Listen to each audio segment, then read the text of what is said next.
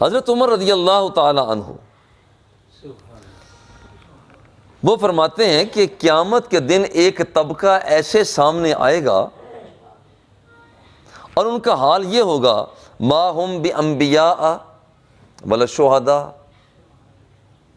وہ نبی بھی نہیں ہوں گے، وہ شہید بھی نہیں ہوں گے، مگر حالت کیا ہوگی، یغبطہم الانبیاء والشہداء، انہیں دیکھ دیکھ کر فخر اور ناز کرنے والے اللہ کے نبی انہیں دیکھ کر فخر کر رہے ہوں گے، جن پر فخر کیا جا رہا ہے وہ شہید نہیں ہوں گے، مگر شہید دیکھ دیکھ کر انہیں دیکھ دیکھ کر وہ فخر کر رہے ہوں گے۔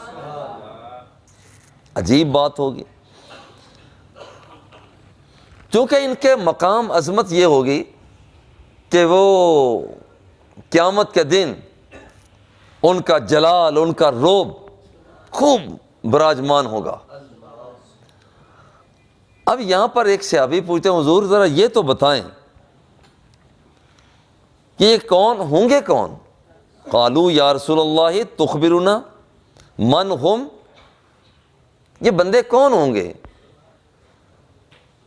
حضور علیہ الصلوۃ والتسلیم نے ارشاد فرمایا، ہم قوم تحابوا بروح اللہ علی غیر ارحام بینہم ولا اموال،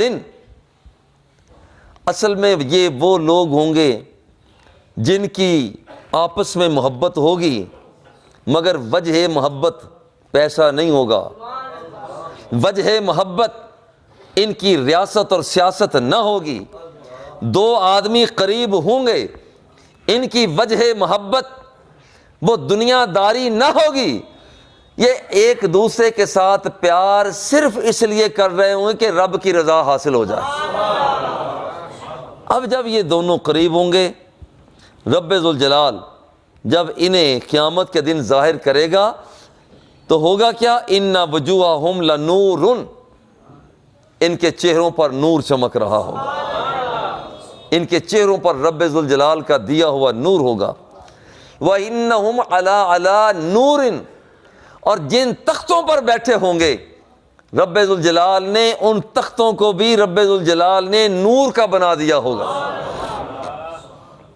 لا يخافون اذا خاف الناس، جب لوگ پریشانی کے عالم میں مبتلا ہوں گے انہیں کسی قسم کا کوئی خوف نہیں ہوگا، کوئی ڈر نہیں ہوگا۔